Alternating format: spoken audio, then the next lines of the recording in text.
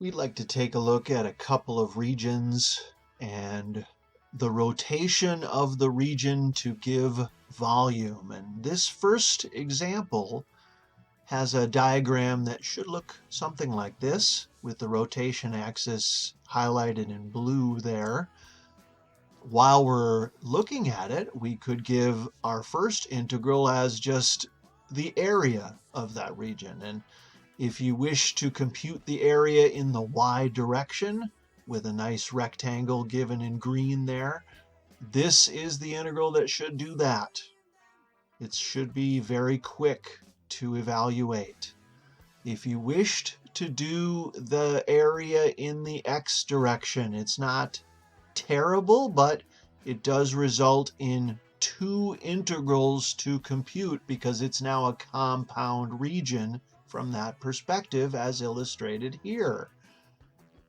Not impossible, but a little bit more work. Our work was volume, and again with that rectangle which would rotate to create a disk, we have here an integral that should create the volume that was originally requested, with rotation around the line x equals 0, otherwise known as the y-axis. Can you start to see what happens when the rotation axis shifts? Well, this first one, I decided to move the rotation axis 3 units to the left, and it made disks into washers with the 2 radii described and illustrated, and an integral that looks something like that. I hope you might be interested in looking at a couple other variations on this. So I've got a next rotation axis shift illustrated here. It's again a washers scenario, but this time the washer radii have sort of changed position, if you will, with the rotation axis on the other side of the region. The inner and outer radii are again labeled for you to hopefully illustrate why the integral looks like it does. Now what if we try a horizontal rotation axis, such as, well, why not the x-axis? And in that case, it's a perfect candidate for a shell's approach.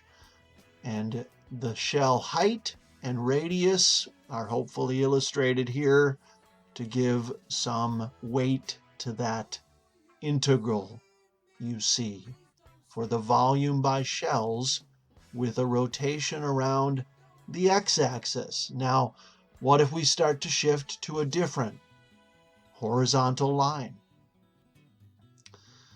Well, what you're going to see is that the shell height does not change if you allow it to be called the height, but the radius does. And in this first change, we've got a radius that's 1 unit larger than it was.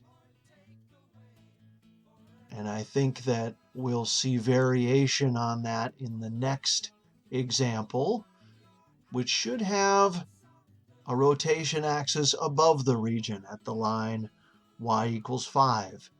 And if you'd like to integrate to find that volume, well, you've again got shells of the same height, but the radius now is that 5 units minus whatever the y value happens to be when the rotation occurs. Sort of tricky to figure out these distances sometimes, depending upon where we are and what we're looking at. And in this second example, we're going to take another crack at it with a different region and a different rotation axis. While we're here, we might as well illustrate the area for ourselves. I think it's pretty clear what to do, and remember that would simplify down to just x squared in that integrand there. So this should hopefully be fairly decent to figure out, and this, if you wish, is sort of like with the last one. If you wanted to do just the area from the other direction, from the other perspective, you'd have to change things around pretty substantially to do it, but it could certainly be computed and hopefully shown to be equal to what the other way gave. But our problem was volume, and we are again in great shape to do shells around that line x equals 2. And you'll notice the shell height is a top minus bottom. The radius is that total distance of 2 minus whatever the x value happens to be when the rectangle gets rotated.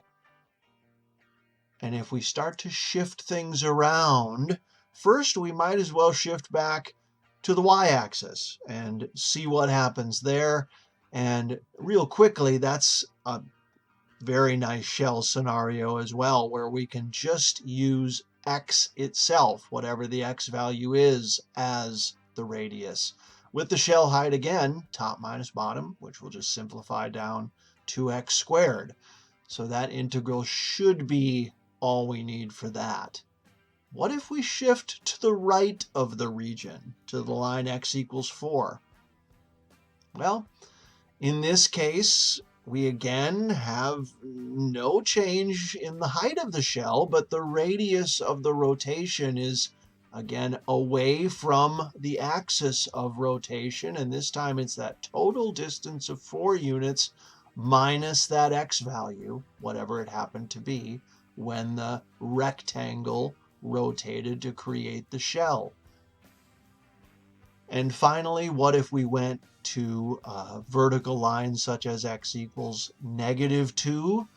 Well, again, the shell height does not change, but the radius does. And this one gives us 2 additional units of distance on top of what the x value would be, to create a radius within the integrand overall there of x plus 2. Not a bad integral overall. Now, what would happen if we started to change things around? And first, how about the x-axis? Well, that is now a washer problem. I hope that would be quick to set up. Be careful when you're trying to evaluate that you don't do some crazy algebra mistake within that integrand. The cancellation you might want to happen probably doesn't happen in the way that would be simplest or easiest. What if we move that rotation axis a little closer to the region and make it the horizontal line y equal 1? Well, then you see we have to account for being a little nearer by taking 1 unit off of both of the previous versions' radii. The outer radius, the inner radius, both get a -1 just from being nearer. And that makes the integral turn out as shown. The last one we'd like to consider has a rotation axis at y equals 7. And as you see, it's now that total distance of 7 units that has the top and bottom of the region, respectively, subtracted to become the inner and outer radii for another washer integral setup, as shown.